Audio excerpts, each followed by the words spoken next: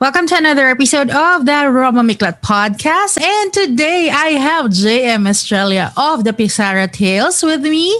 And we will talk about a very interesting topic. Pero bago yan, kilalanin muna natin who is JM and what his podcast is all about. Welcome to the show, JM. Thank you. Thank you very much, Roma, for having me. JM is actually we call him Teacher JM at the in the podcast community because he is a teacher by profession.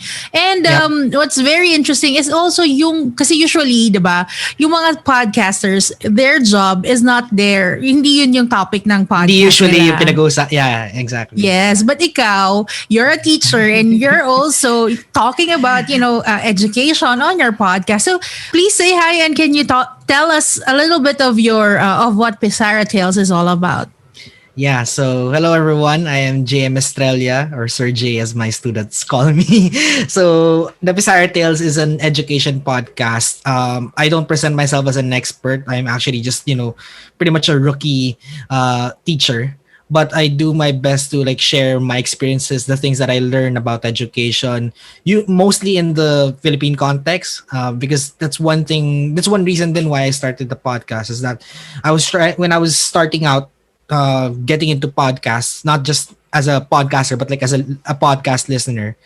I was looking for, resources on how to, improve myself as a teacher. And unfortunately, there aren't a lot of Filipino, teaching podcasts. Karamihan talaga is US based kasi doon naman uso ang podcast, and there are a lot of educators in America that are really good at it, so they would share the information.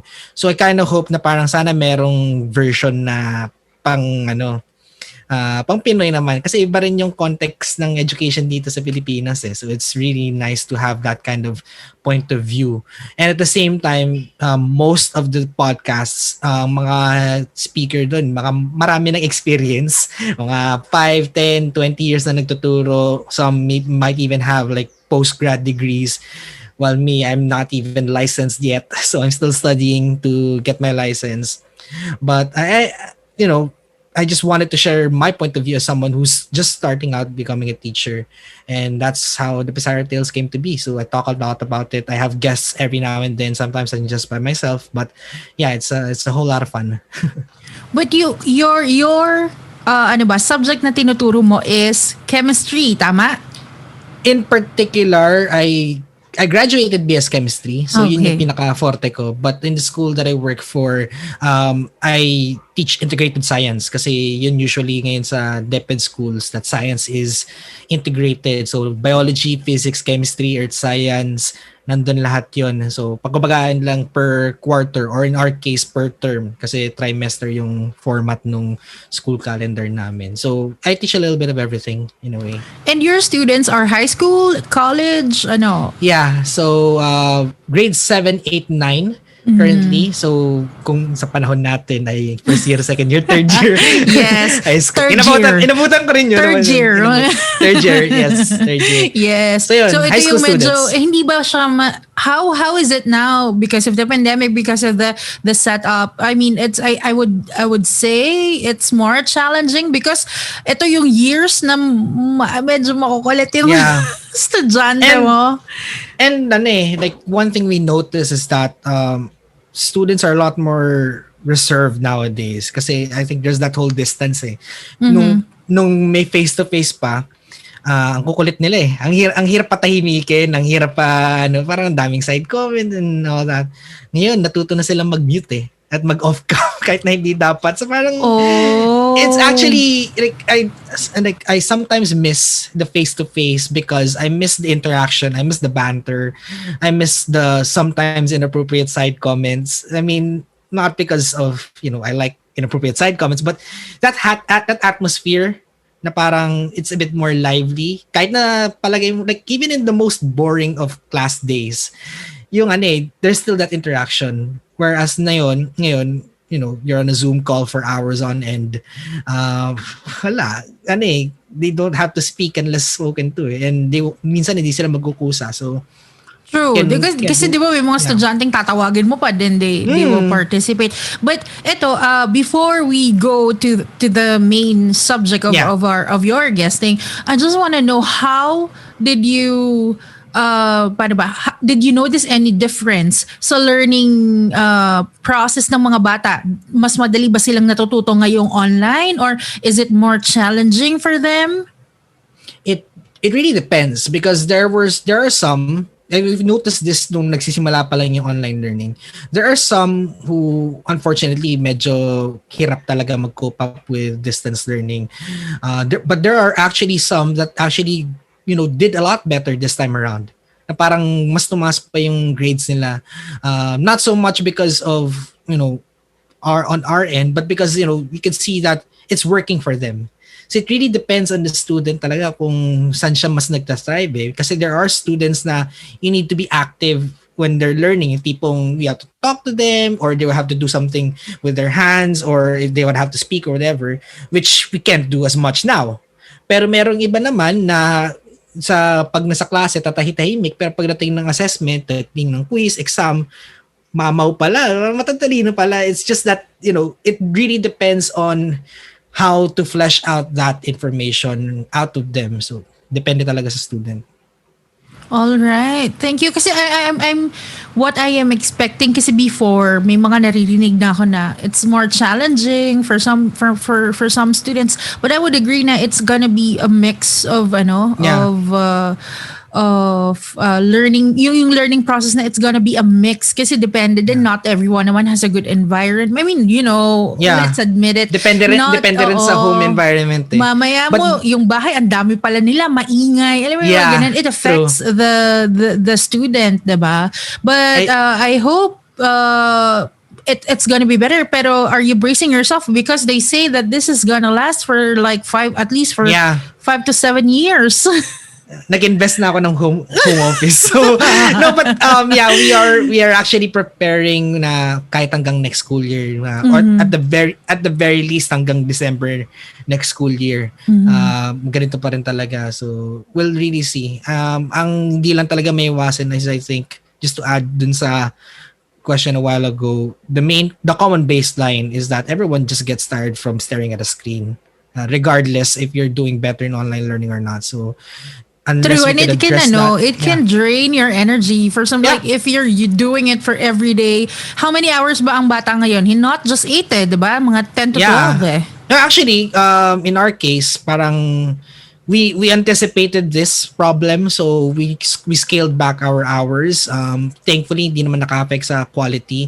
But from, before na tipong 40-minute classes 45-minute classes pero maghapon yun.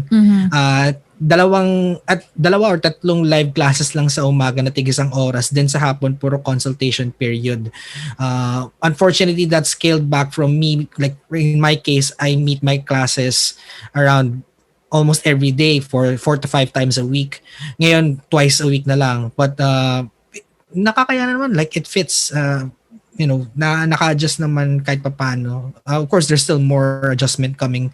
Pero, the kids are coping well to that naman. Less hours. And hindi naman nag-suffer yung quality.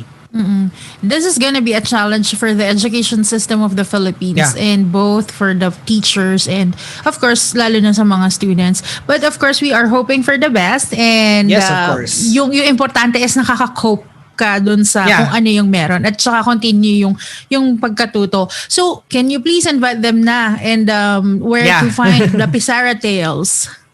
Yes, so the Pisara Tales can be found on all the major podcast platforms: Spotify, Apple, Google, Anchor. You can check out. We also have Facebook, Twitter, and Instagram pages at the Pisara Tales. We also have a Facebook group as well. So if you want to get updates or if you want to share or learn more information about not just the episodes but just about education in general or learning, hindi mo kailangan maging teacher or student. Well, because we've all been students, so we've all been subjected to the education system at one form or another. So you can check that out. The Teachers Lounge at the Pisara Tales, and the Pisara Tales is part of the Pipe Network. There are also other great podcasts there. You can check them out as well. Are you inviting may mga teachers ba dun sa the teachers lounge mo? Yeah, most of my former teachers and my colleagues as well. So they're there. They're lurking. The word is lurking. Lurking talaga eh. Hindi. I mean, it's fine. Yeah. All right. Thank you, JM. Ngayon, ang pag-uusapan natin on this episode is all about utang na loob. Kasi alam mo, sa totoo lang, JM, mas mahirap na kalaban to kaysa sa biyanan. I was itching to say that line talaga sa totoo lang. Pero pero true. I mean, di ba it's a very it's like a gift and a curse in a way. Mm-hmm. Because, when ugatin natin where utang na loob is coming from. It's when someone helps you.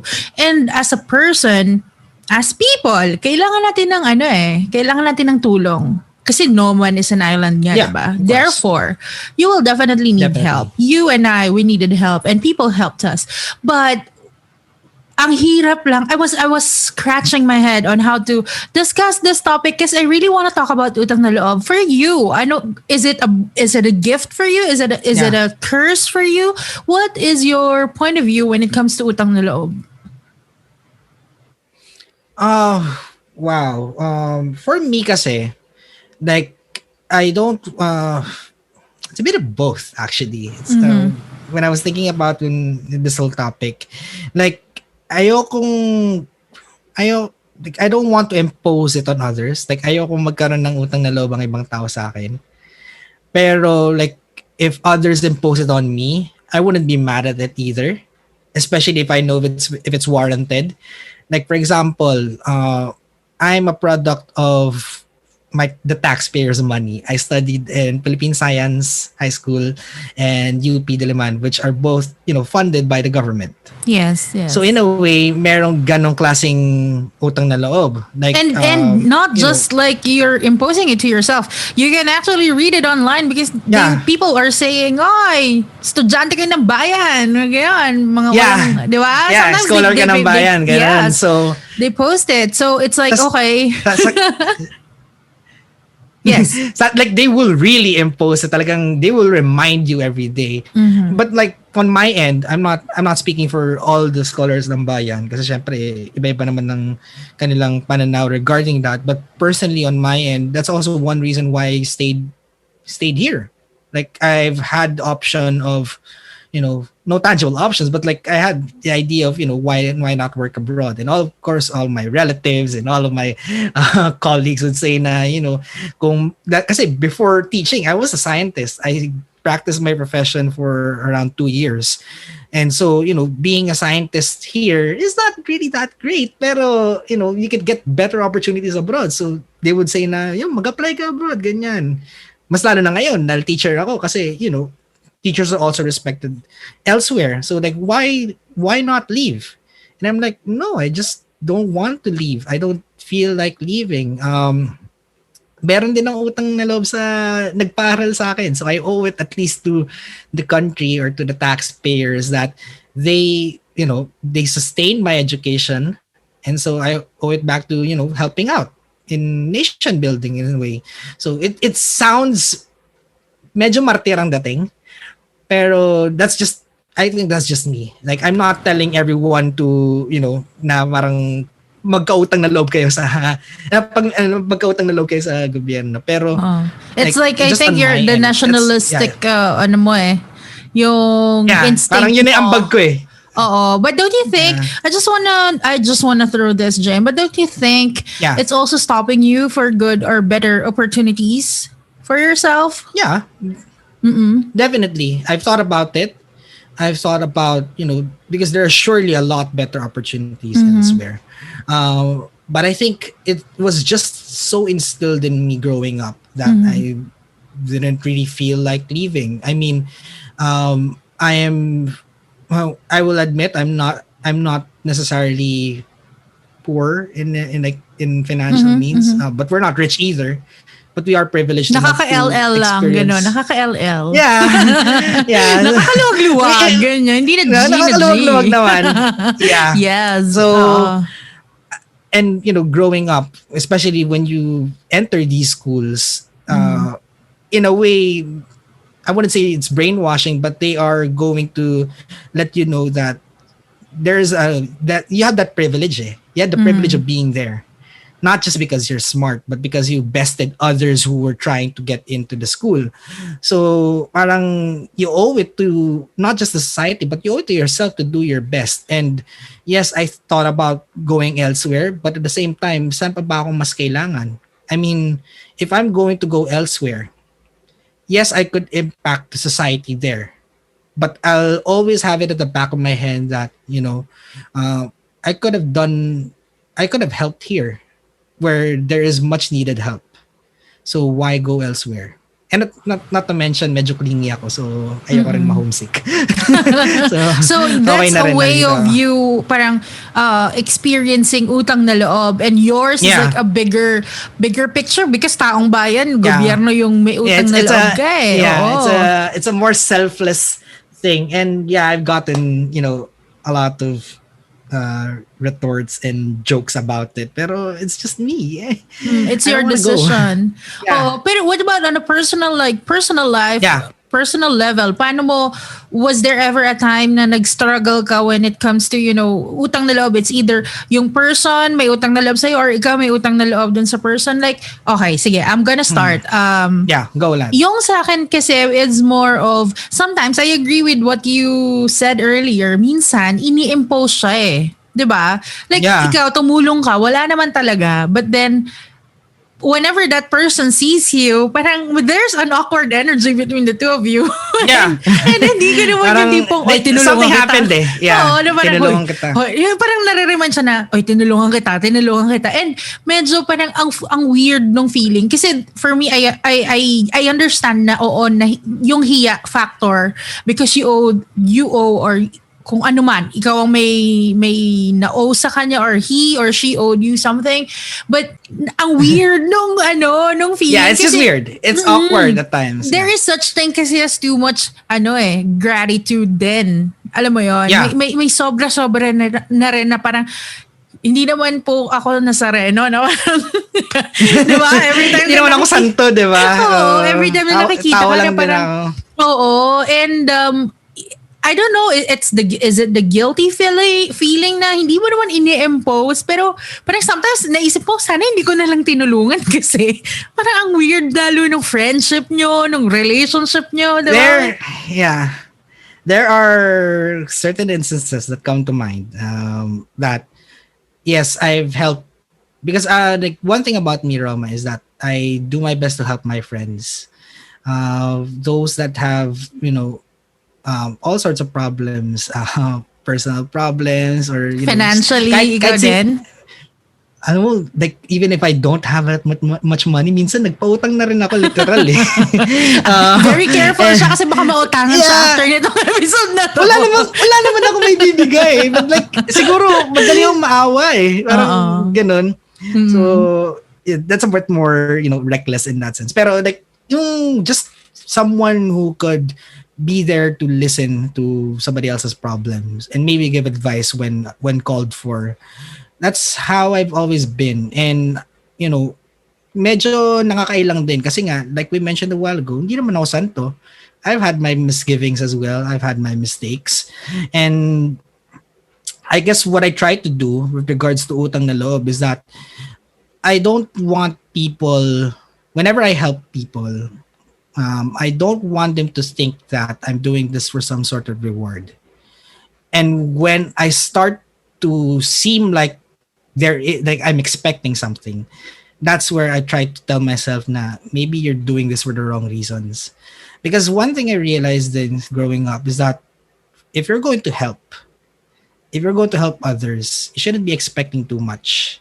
And that kind of stems as well towards, my faith. I'm a Christian. I believe in Jesus Christ. And when, we've been taught about unconditional love, na parang Christ wasn't expecting us naman to, love him, because he understood that, there are going to be people that will shun him, but he died for them anyway. So parang ganun yung inspiration ko, na parang if I'm going to love others, if I'm going to help others, I do my best not to expect, the world and beyond in return, because that's not fair to them. Ikaw na nga tumulong, tas ikaw pong mag-expect na that's the bad side about utang na loob minsan, na parang nagiging implied na kapag tinulungan mo isang tao, dapat may utang na loob siya sa'yo. Yeah. And, kasi pag ingrato ka pagka hindi, if you don't look back, parang ganun. I don't want to be that guy na parang, you owe me. Yeah, you count whatever it is that bibilangan kayo. Oo, parang tanda mo, di ba? But there are those people kasi na, yeah, of course. Well, at first they would, just genuinely, sort of, they will give you the energy of, yeah, I'm genuinely helping you. But then when things happen, di ba? Bigla they try to call in favors. Oo, bigla na lang nagbibilang na pala. Ay, may listahan. May listahan.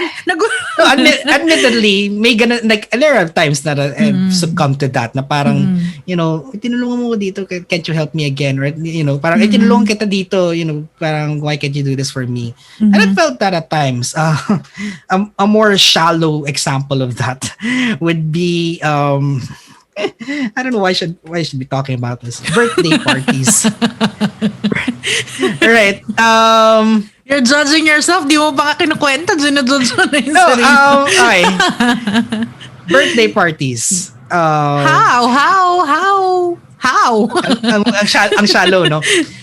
Growing up, I've always wanted to be the guy na, friends would go above and beyond to surprise me on my birthday. Alam mo yung, ang corny.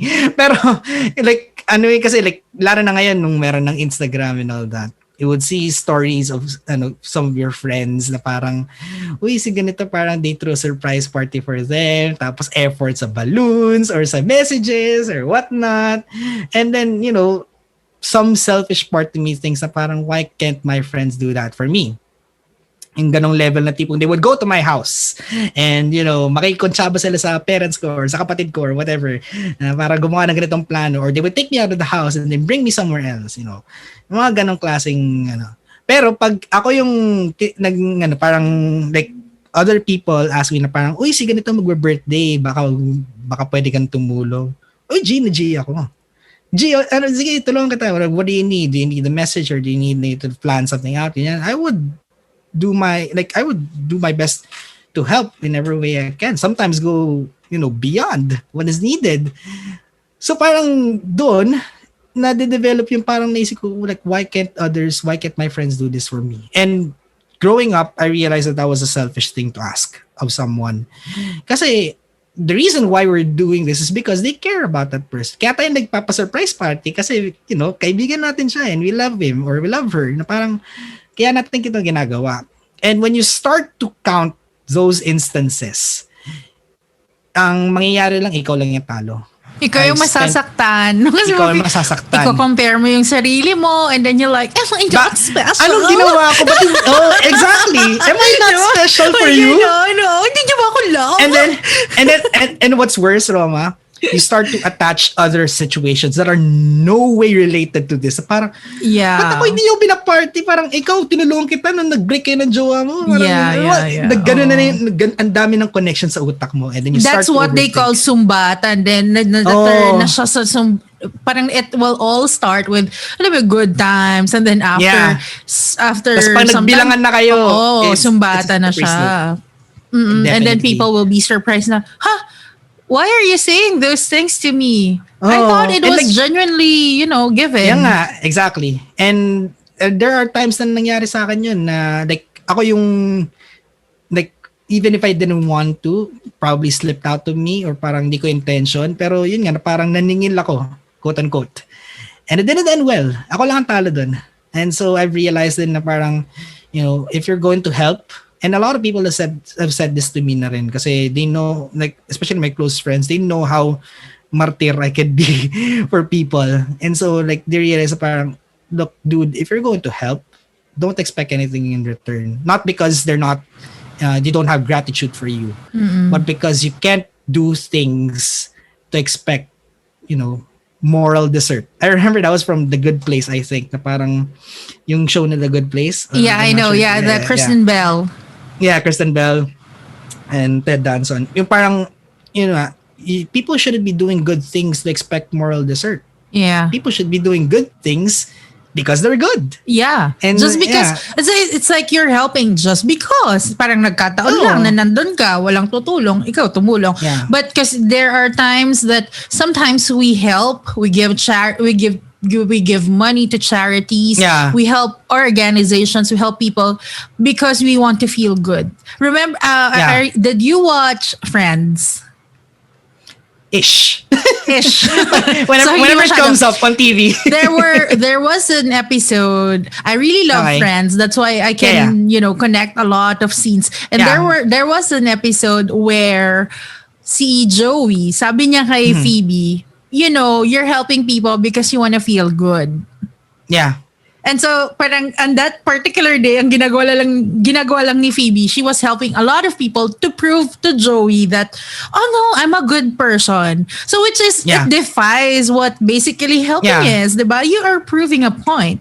You're not helping because you really want to. You're helping because you want to prove a point to that person, to Joey na, hindi tumutulong ako, totoo to. Diba? It's nice. Parang, it's nice to be recognized when you do good things. Pero it's always the things that are unrecognized that actually mean a lot more. And parang you don't have to advertise every single good deed you do. Yeah, totoo. At it based sa pag-uusap natin on this conversation, it's like when you help, it's like a seed that na napupunta sa'yo na ngayon, depende, will it be a bad seed? Will it feed your ego? Will it feed your, the bad side of you? Or yun yung mababaw na pagtulong?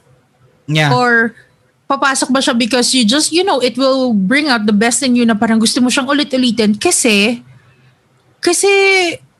bakit nga ba? Kasi ganun parang happy ka It makes you happy, diba? Na very selfish. And it's very selfish pa rin yun, diba? It's happy. Yeah. It makes you happy. Oh. And it's weird that sometimes we now live in a world na parang sometimes deeds have to be quantified. Parang, have you ever think na parang if you do something good, just for goodness sake, na parang, kunyari, tinulungan mo si ganito. Sometimes people would ask you, ba't mo tinulungan? Like, meron kang, parang may gusto mo siya, no? Parang, no, I just helped. And then people would be shocked to see that you just helped for, just because out of goodness or whatever. Na parang pagdududahan ka pa to a point. Oy, alam mo, totoo yan. Sure. Sometimes, I had na pagdudahan ako ilang beses. Yeah. Just because, kasi ako like, minsan, like for example, nagle-let go ako ng mga bagay, gamit. Sometimes even if I buy it na, halimbawa binili ko siya ng mahal, yung presyo niya pamigay pero hindi ko siya gamit. Kasi ang point ko naman, kasi nakatambak siya. Oo.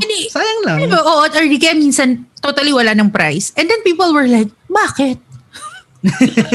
Parang pagdudahan. Is there something wrong with this? Oo, parang, it's so good to be true. Ano ka? Sabi ko, wala lang. Kasi 1 year na siya sa taguan, walang gumagamit. Sayang naman. On my end, ang sa akin naman, and here I am again incriminating myself. Pero gusto yung disclosure. Yeah, it's self-incriminating, but here I go. No, I'm at that point where, well, not now, but I used to, go around and meet women, just as your usual early 20-year-old. Yeah, it's okay because you're a very single person and very much available. And the thing is, I also have a lot of friends na babae. And so a lot of them, unfortunately doubt my intentions that time. Why are you doing this? Is it to, para lumandi lang ba, ganyan? And, unfortunately, I think that I brought that up, like I dug that hole for myself. But at the same time, I also tried to, to not be that guy na parang you're only doing this to, to be with someone or whatever. Of course, there's that, lalo na kung talagang gusto mo. Pero, just, parang making that the primary intention shouldn't be that. Like, ideally, you should be just, helping them because it's the right thing to do. Alam mo, I think the reason why your friends are also doubting it is because now we are so used to not seeing or experiencing gentlemen in general. Kasi ngayon, 'di ba? Kaya nga strong independent woman. Kasi ang totoo noon, wala na talaga masyadong respeto. I'm also like, not tipong uunahan ka sa MRT, hindi ka bibigyan ng upuan. Like, that's why now if a person or if a guy will do like very gentleman things to a woman simply because babae ka, tinitreat ka ng tama, parang yung mga babae, may gusto ka sa akin? And bakit? Also, like, anong intention mo, di ba? Gano'n. And to an extent, parang there's also that discussion na parang, gagawin mo lang yun dahil maganda siya or cute siya or whatever. And parang hindi mo gagawin yan kung hindi siya ganun kagandahan or whatever. And that's, for me, that's just BS. Na parang, na-judge ka na agad. Yeah. And, I just want to help. And I know, admittedly, at times, I've had my, na parang misaligned, intentions. And, I've been atoning for those kinds of mistakes, but at the same time, I just, as with any human, I suppose, they just try to do better next time. Just keep trying to do better. Kasi saan ka pupulutin kung hayaan mo na lang na parang mamarkahan ka na, you're just doing things up because there is parang may return of favor dyan na mangyayari. So I just try my best to do better next time, to not do it again. And, ikaw pa yung nalimitahan. Ano ba yun? No, but it's true. I think it's not because of the utang na loob thing. It's just that, as people, I think, we should recognize when we do stuff wrong. And when we do stuff wrong, we just do better next time. Yeah. Totoo. Pero wait lang. Going back to the utang na loob thing. Yes. Was there a time na ikaw naman yung may utang na loob, like personally, and you had a hard time, paano ba, to get even? Kasi in my mind, I was thinking about this topic 2 days ago, and I was like, how can we actually counter utang na loob? Kasi may time, diba, na I owe you one, now we're even. Can you really get away from utang na loob? It's a double-sided thing. Or is it something that when it happens, you're forever indebted? Diba? Kasi utang na loob is debt of gratitude.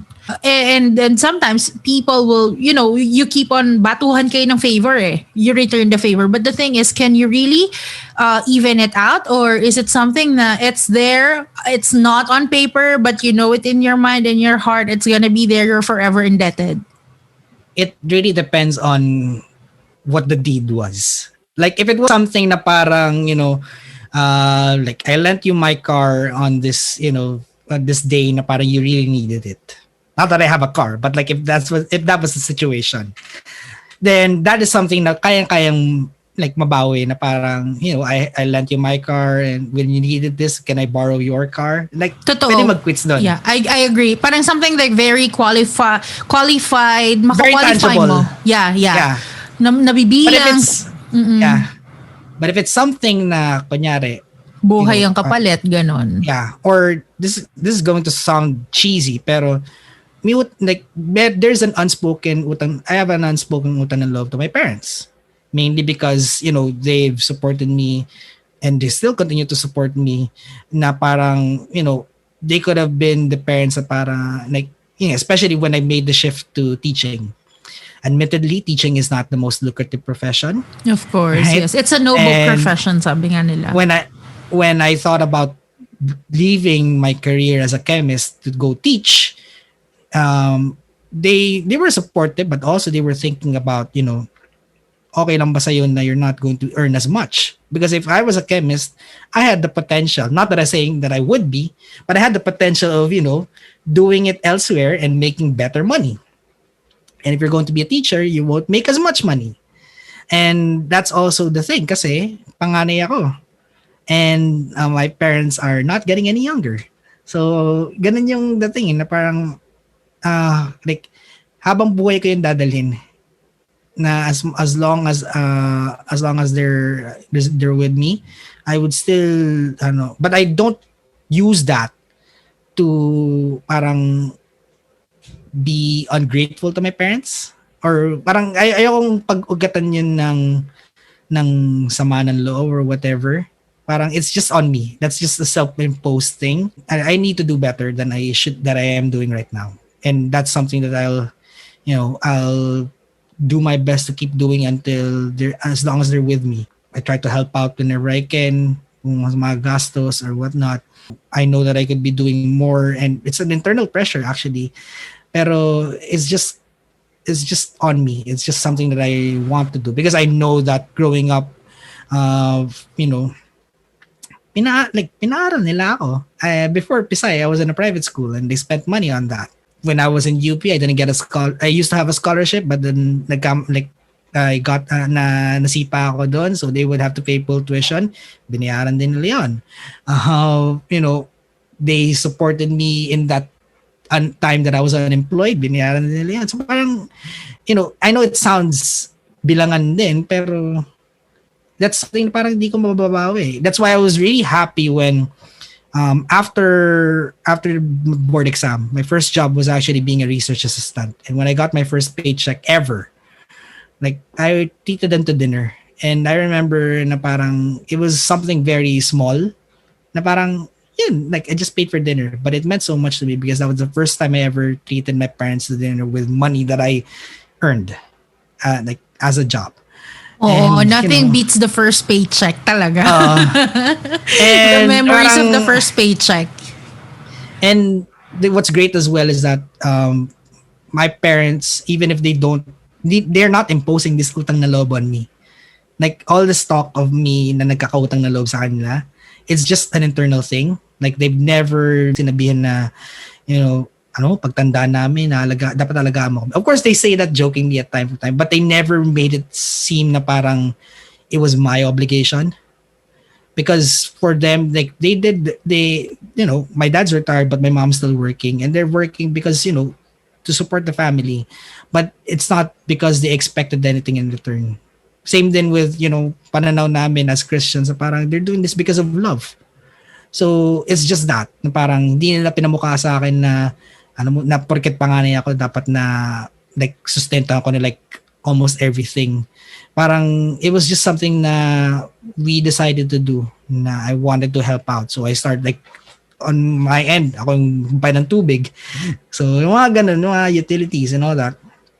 So, I just try, and once I, hopefully when I get better in my career, I would love to help out more. But sorry if I'm rambling for too long because I was just reminded of this discussion, not a discussion, it's like an ongoing thing about parents having kids. Because a lot of people from my generation now are not really keen on having kids. And I think that stems from some of them, unfortunately, having parents that make it seem that they should owe something to their parents because nilawal namin kayo dito. And always the argument would be na, we didn't ask to be born. Like, you guys had sex and had us. That's not our fault. Parang ganun. Pero, I don't want, because the thing with that discussion kasi is that I don't feel good as well na parang being that ungrateful. Because on my end, I am thankful that, na when they had me, they cared for me. But at the same time, I'm really also thankful that they didn't make it seem na parang, they lost all their passions because of having us. It's like yung parang responsibilidad kayo masyado. You didn't feel that. Parang, they care for us because they love us. Not because they're expecting us to, bring them out of poverty or whatever, which is unfortunately how some parents deal with it, and that only breeds ungrateful kids, na parang ang mangyayari lang yan is they're going to resent you, na parang na kaya nyo lang pala kami inalagaan because they're expecting na pagdating ng panahon sila mag-aon, and it's just sad.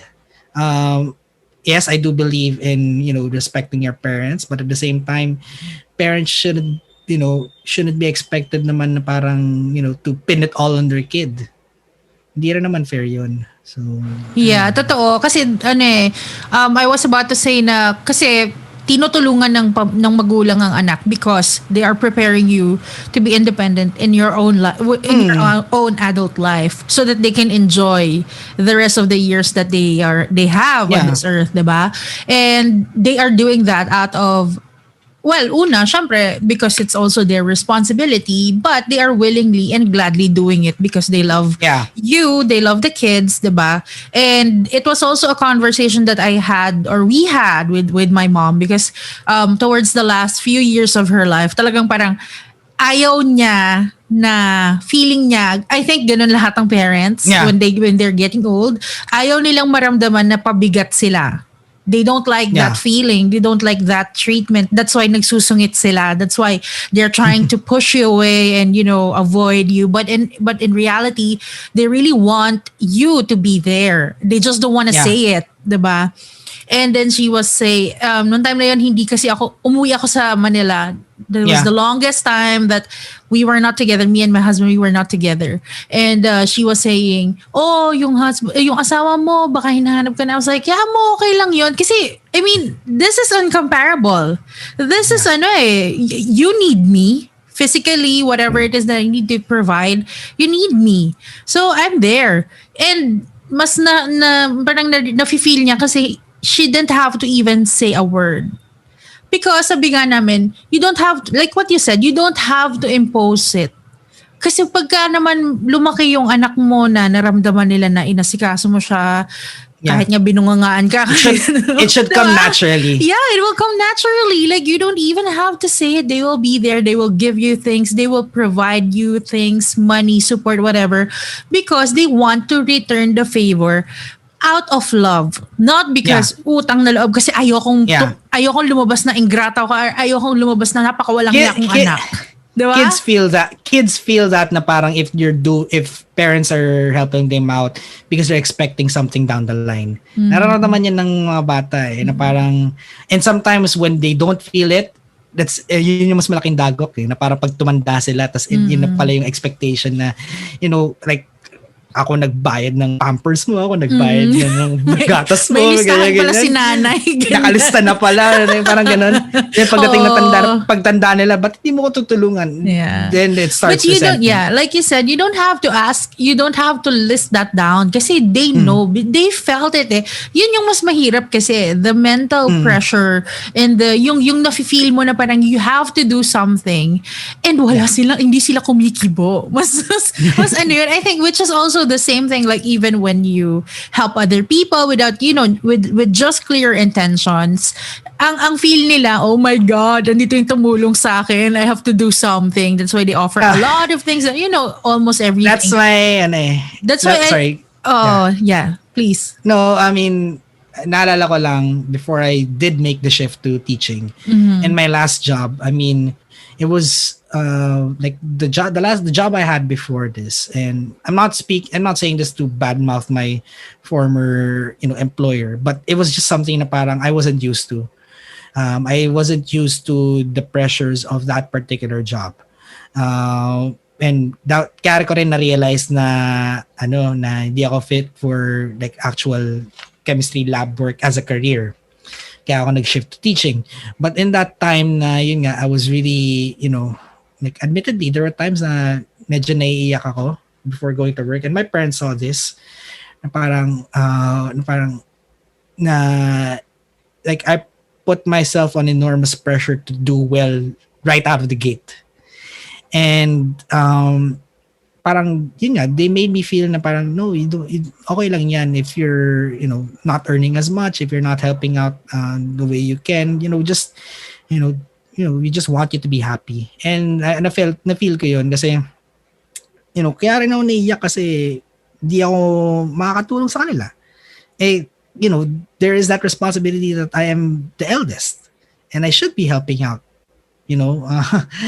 and, sometimes yung mga ibang panganay, nire-resent nila yun, na parang sila yung panganay and they would have to help out them to the point na, we hear these stories na sometimes yung mga panganay yung huling nag-aasawa or whatever. Uh-oh. And my parents never made me feel that. Parang, they were just parang, we just wanted to be happy. Kung if this is going to make you happy, then go ahead. Then, you can help out later when you can. So it's just on me na parang I do my best to help out whenever I can. But not because may utang, parang because of my utang na loob to them, not because they're telling me na, magka-utang na loob ka sa akin. Pero yung kinukwenta mo kasi JM is very hindi mo maiiwasan yan eh. Because they're your parents mo, ikaw, diba? But do you think it's okay to dodge help minsan or wag ka na lang humingi ng tulong just to avoid utang na loob, or we have to admit na it's part of life. I thought about that. How to handle utang na loob, diba? Kasi like I said, mas mahirap kalaban to sa biyanan mo, promise. Totoo yan, oo. Kasi at least yung iba, diba? Like for example, simple terms, yung utang kasi na halimbawa umutang sa 5-6, halimbawa lang naman yung mga tatamaan dyan, yuko. Halimbawa umutang ka ng 5-6, the moment that you paid it, you're done. Diba? Tapos na yan eh. Yeah. Oo eh. Pero yung utang na loob kasi hindi eh. It's a different animal eh. It's hard to quantify intangibles like that eh. Yeah. Parang, like going back to my analogy a while ago, it would have been easier if, it was just something as simple as, pinahiram ng kotse. On a day that they needed it, and then or pinahiram damit on a day that they needed it. That's something that madaling i-quantify. But what do you do to someone who, for example, like hypothetically, saved your life? Yes, what that's gonna be different. It's a very different scenario, I would say. Talagang forever indebted ka na doon kasi wala ka ngayon. Halimbawa, diba? Nandiyan ka ngayon, tumatawid, diba? Tapos biglang munti ka ng masagasaan, then someone saved you. I mean, There was a time when I literally saved someone's life. So, and how did you feel? How did you feel at that very moment? What was in your head? Why were you helping this? A lot of things actually, because person? there was a lot of context involved in me helping that person, and I don't want to get into the specifics of it. And also content warning na palagay na lang ng content warning before this. Sige. Because it is a pretty dark time when that happened. But basically, I was in one part of Metro Manila and I raced to the other part just to help out. Kasi it was a dark time for this person na, talagang literal agaw buhay yung dating. And you kind of get where you kind of understand what I'm getting at with what happened in that person. So sinugod namin sa hospital, and all that time I was feeling a lot of things, but of course the prevailing is that I don't want this person to die, especially not on my watch when I know that I could have helped. But it's hard kasi for all this talk that I said na ayokong magkaroon ng utang na loob ng mga tao sa akin, minsan di mo rin may iwasan na parang feeling na, you saved this person's life. And, so, unfortunately, umayos ka, parang gano'n. Parang umayos ka. Like, parang you owe me, gano'n. And, I don't want that. Yeah. Pero, naramdaman ko yun, especially immediately after when, this person got better, they're alive, and, for a time, medyo like, this person has done not so nice things towards me, said not so nice things towards me. But at the back of my head, parang, I saved your, I just want to say, I saved your life. Why are you doing this to me? Like, parang, like, hindi na nga ako naniningil eh. Just, leave me alone. Or, get off my case. And, I didn't say those things, but I was feeling them, and I wasn't proud of it. But why am I telling this story now? It's because, for all this talk that we could try to not have utang na loob towards other people, it just happens. You will eventually mararamdaman mo yan eh. Like it's a natural thing. So I think as people, the best we could do is, how like police ourselves in a way, how to not act like, people owe us things, because people don't owe us, like people shouldn't owe us things. I mean, that's a bit contractarianism. Oh, sorry, I remember because I was, studying philosophy subjects when I was in college. But like, I don't think people should owe things to one another. I think we should like do things because we care about other people. Mm-mm. That's just me. Parang, yeah. To conclude this utang na loob subject that we are talking about or discussing here, JM, is that there are many ways that you can, counter or, not naman get away. Ayoko nung get away kasi parang tinatakasan mo. Parang tinatakasan mo utang. Oo, pero there are ways to handle utang na loob eh. The first one is, of course, you return the favor, diba? So that you can sort of be even. Then second is, you be forever thankful to the person. Pero huwag naman yung tipong iaalipinin mo yung sarili mo for that person. Or it's a balance. Yeah, or the third choice is, pay it forward. If someone gives you help, if you're, fast forward 10 years, ikaw naman yung nasa position to help, then why don't you do the same to other people? Diba? And, at least both parties are free na, you don't owe me anything. Diba? And I think subconsciously, that's what I did. The last part, that's what I did why I got into teaching. Because in a way, may utang na loob din ako sa lahat ng naging teacher ko eh. And so I wanted to be the same. I wanted to pay forward. I wanted to help the next generation of students, not so that na magkautang na loob sila sa akin, but because I believe in them. I believe that they could do a lot better than past generations have, especially now more than ever, where the bar is immensely low. But my point here is that, I think that's why the bar is immensely low. Yes, it is. But that's why I teach. That's why I teach, because I'm hoping that my students, they might not become scientists, they might not become doctors or engineers, but I do hope that whatever skills I teach them would equip them to be better individuals and better, people of society. You don't tell naman your students na, may utang na loob kayo sa akin pag mga naging successful kayo in the future. You don't say that. Diba? Actually, I make it a point to tell them that, I'm not teaching, I tell my students, I'm not teaching science because I expect you guys to be scientists afterwards. I'm teaching this to equip you skills, critical thinking skills, much needed critical thinking skills. So, lalo na ngayon 2022, naipasa ko ba yun? Sa election. Oh my gosh. Oo. Sige, move forward tayo. Go, Go. No, parang that's why I teach. That's why I teach, because I believe in the next generation, and they don't owe me stuff. They don't owe me anything. I just want you guys to do better than we did.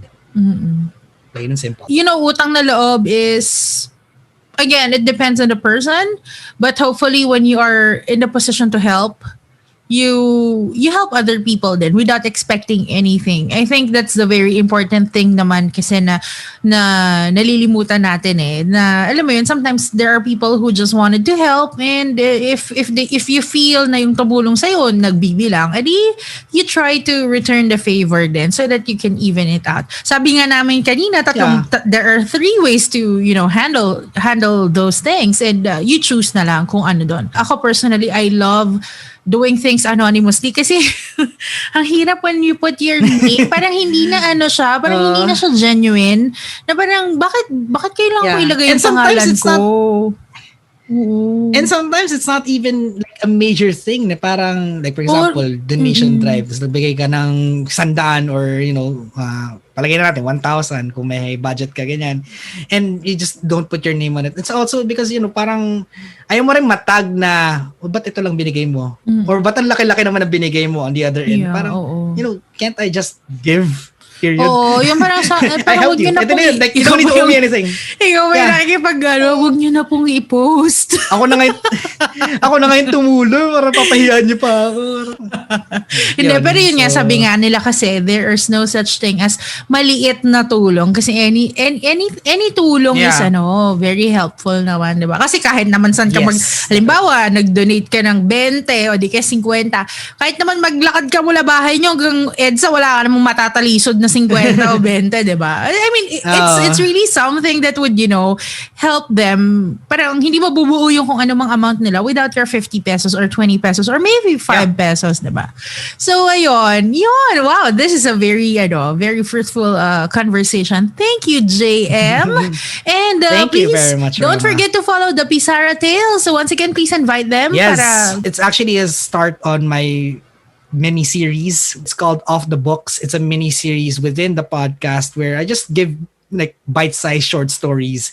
Like in this episode, I talk about my experiences as a quiz bee coach, and then my my love for Google Jamboard, which is like an app I use in teaching, and one more thing about science. So parang these are bite-sized stories that I don't think can build up their own episode, but at the same time, these are wonderful stories to share. That's the tales in the Pisara Tales part. So, yun. Wow, sounds good. Check it out. Oo. So get to know more JM, teacher JM. So, yun. Oh, so you're also promoting your podcast to your student or hindi naman? To your students o hindi? They know I have one. Then again, most of these topics are teacher-centric. So I'm not sure. Hindi pa sila masyadong nakaka-relate. Yeah. Every now and then though, if it's a topic that even students can relate to, I share it with them. I don't make it a requirement. Listen to this and this will count as a quiz. Hindi ganun. Hindi ganun. May plus points pagka nakinig kay teacher. May plus points pag nakinig. Minsan sila yung manghihingi na parang, sir, can we have plus points? I listen to your podcast. Like, no. Paala kayo dyan. Thank you for the listens. Yeah. So, but it sounds good. Off the Books. That's the new mini-series of the Pisara Tales. Get to know more teacher JM and listen to his podcast. So, ayon. Once again, JM Estrella of the Pisara Tales. And this is Roma. And this is another episode of the Roma Miclat podcast. Until my next episode. Bye! Bye!